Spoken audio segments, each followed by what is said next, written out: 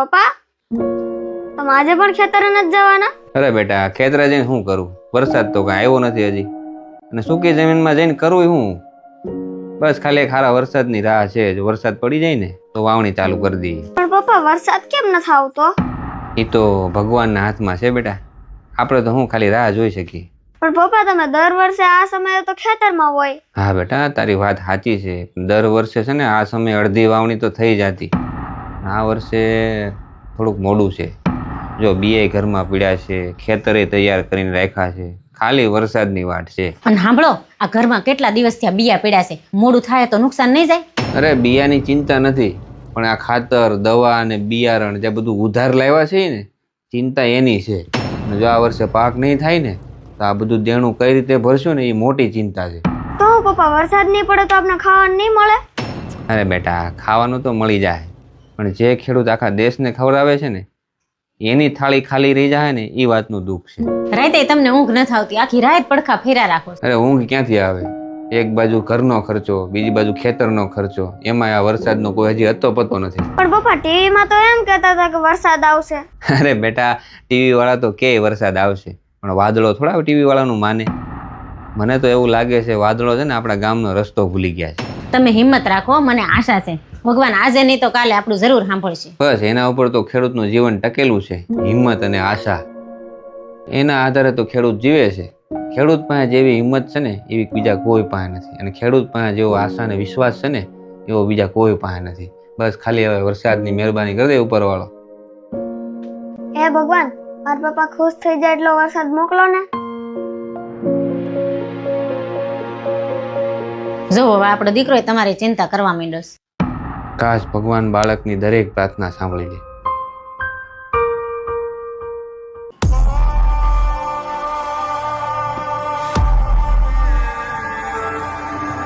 પપ્પા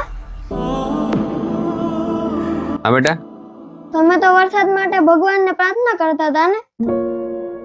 હવે તો વરસાદ કેટલો બધો થઈ ગયો, તોય તમે કેમ ખુશ નથી? બેટા વરસાદ સારો થાય ને તો ખેડૂત ખુશ થાય.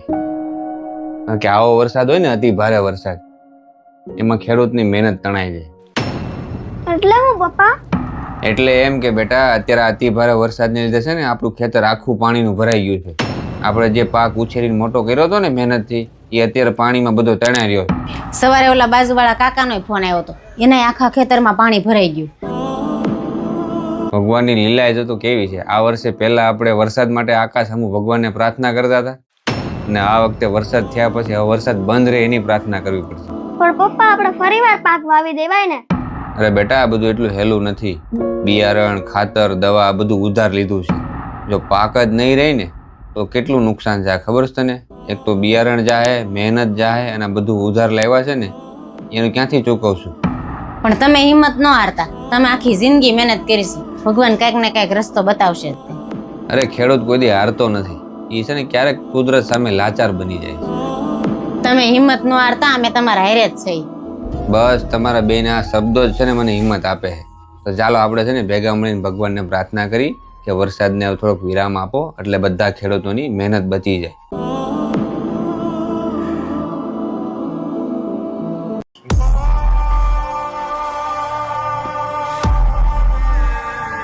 પપ્પા આમ તો જો કેટલું બધું પાણી ભરાઈ ગયું છે. લોકો હુડકા લઈને તરવા નીકળ્યા. નદી છે કે રોડ કઈ ખબર જ નથી પડતી. હા બેટા, અત્યારે છે ને આ વરસાદ હવે આશીર્વાદ જેવો નથી રહ્યો, આ આફત બની ગયો છે. પણ પપ્પા જ્યારે વરસાદ ન આવે ત્યારે આપણે ભગવાનને પ્રાર્થના કરી છે કે ભગવાન વરસાદ મોકલો, વરસાદ મોકલો. હા બેટા, તારી વાત સાચી છે. બધાને વરસાદ ગમે પણ પૂર ન ગમે. વરસાદ છે ને જોઈએ એટલો પડે ને તો એ જીવન આપે, પણ જરૂર કરતા વધારે પડે ને તો એ વિનાશ કરે, બધું તાણીને લઈ જાય. અરે મેં પણ મારી બેનપણીને સવાર ફોન કર્યો હતો, એને તો માળિયા સુધી પાણી ભરાઈ ગયું અને ઘરનો સામાન બધોય પલળીને બગડી ગયો. બોલો. હે મમ્મી, એના ઘરમાં પાણી ભરાઈ ગયું તો હવે એ લોકો એના ઘરમાં નહીં રહી શકે ને? ઈ ક્યાં જાહે? બેટા કુદરત છે ને ક્યારેક ક્યારેક માણસને પોતાનું ઘર છોડવા મજબૂર કરી દે છે. હા બેટા, અત્યારે છે ને કેટલાય ખેડૂતોના ખેતરો છે ને પાણીમાં ડૂબી ગયા છે, અને કેટલાય લોકોની આખી જિંદગીની મહેનત અને કમાણી આ પાણીમાં વહી ગઈ, અને કેટલા લોકો તો પોતાના સ્વજનો છે ને આ પાણીમાં ગુમાવી બેઠા છે. પણ પપ્પા વરસાદ આવે ત્યારે લોકો ખુશ થાય છે ને, તો પછી આવું કેમ થાય છે? બેટા એનું મેઇન કારણ છે કુદરતનું અસંતુલન.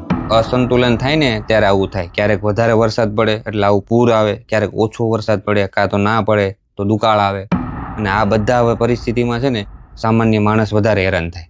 અને બીજું કે આ કુદરતનું અસંતુલન થવાનું કારણ જ માણસ છે. લોકો વૃક્ષો કેટલા કાપી નાખે છે. આવા સમયે જે લોકો મુશ્કેલીમાં છે ને એને બધાએ મળીને મદદ કરવી જોઈએ. તો મમ્મી આપણે મદદ કરવી હોય તો કઈ રીતે કરાય? બેટા મદદ ખાલી પૈસાથી જ નથી થતી. કોઈ ભૂખ્યો માણસ હોય ને તો એને જમાડો, જમવાનું આપો. કોઈ જરૂરિયાતમંદ માણસ હોય તો એને કપડાં આપો. અને વધારે જે મુશ્કેલીમાં માણસ હોય ને તો તમે એને હિંમત આપીને પણ મદદ કરી શકો છો. એ પણ એક મોટી મદદ છે. મિત્રો તમારી આજુબાજુમાં વરસાદથી મુશ્કેલીમાં મુકાયેલા લોકો હોય તો એની તમારાથી બને એટલી મદદ કરજો. અને જો આ વિડીયો સારો લાગ્યો ને તો દરેક પરિવારને મોકલી દેજો. એટલે ક્યાં ગયા? કેટલી વાર છે? કેરીન, તરબૂચ, કેળા, ચીકુ, જામફળ ને બધું ભરાઈ ગયું કે નહીં? હા બધું તૈયાર જ છે. જો આ થેલો એનો જ છે. અને પાણીની બોટલો ક્યાં?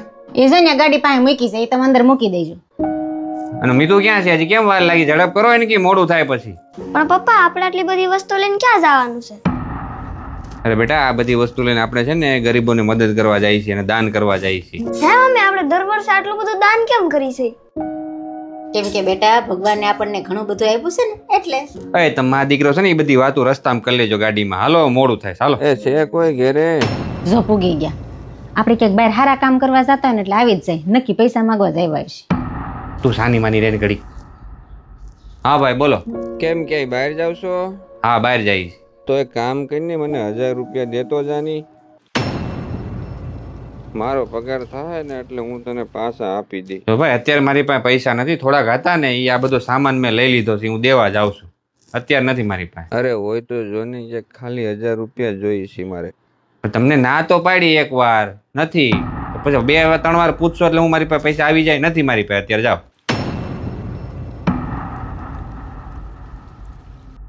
એ ભલે ભલે કાંઈ વાંધો નહીં. મમ્મી પપ્પા તમને બેને પૈસા આપવાની ના પાડતા શરમ ના આવી? એમાં હે ની શરમ. અને મોટા આ રીતે વાત કરાય? હમણાં તું બહુ બોલશો. તમે બહાર ગરીબ માણસોને મદદ કરવા અને દાન કરવા જાવ છો અને હગા ભાઈ હારું તમારી પાસે 1000 રૂપિયા નથી. એટલે આપણે હું ગરીબોને દાન કરવા નહીં જવાનું? ના મમ્મી હું એવું નથી કહેતો. ગરીબોને તો મદદ કરવી જ જોઈએ. પણ પપ્પા જો આપણે ગરીબોને આટલી મદદ કરી શકતા હોય તો તમારા ભાઈ માટે તમારી પાસે 1000 રૂપિયા નથી. પપ્પા તો ઓના જેવું થયું. ઘરના ખીલે માલ ભૂખા રહે અને આપણે ગોંદરે ઢગલા કરવા જાય. તો મિત્રો આ વાત ઉપર તમારું શું કેવું છે? કોમેન્ટ કરજો. અને જો આ વિડીયો સારો લાગ્યો હોય ને તો 10 પરિવારને મોકલી દેજો.